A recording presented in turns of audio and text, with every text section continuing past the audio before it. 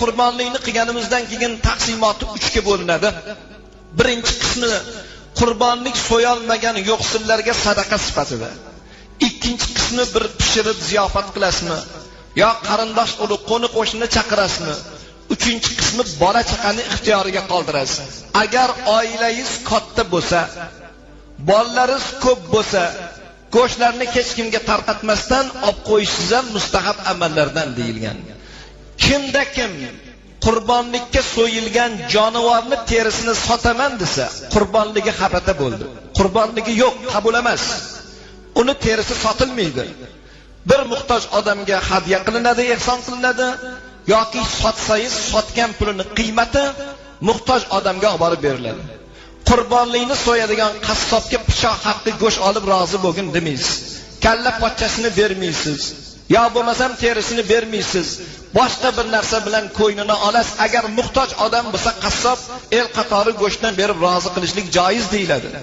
Lekin qolgan paytda mana shu pichoq haqqi sifatida qurbonlikni go'shtini olgin degan gap gapirilmaydi. Endi qurbonlikni so'yishlikning hukmi, agar egasini o'zi qo'li bilan qurbonlikni so'ysa savob. Qo'li bilan so'yolmasa bir insonga vakolat beradi.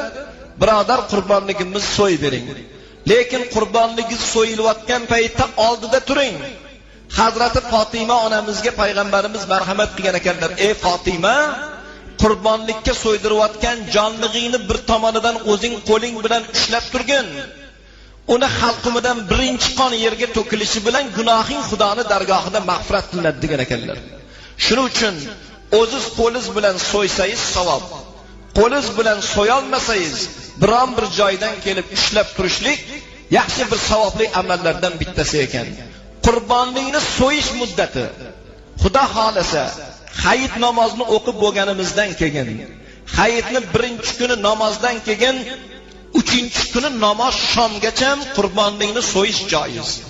Arafa kuni so'yilgan qurbonlik ham qurbonlikni o'rniga o'tmaydi. Hayitdan bir kun oldin, hayitni 4-kuni so'yilgan ham oddiy bir sadaqa sifatida bo'ladi, qurbonlikni hukmiga o'tmaydi.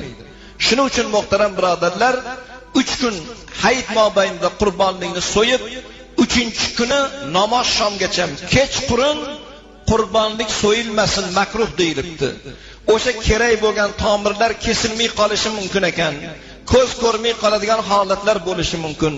Agar imkon bo'lsa, terisini oilaga bir ishlatib g'alvir qilib qo'yishmi, xonadonga kerakli, ro'zg'orga kerakli bo'lgan bir asbob sifatida ishlatish mumkinligi, lekin uni sotmasdan biron bir odamga ehson qilishlik mahbub bo'lgan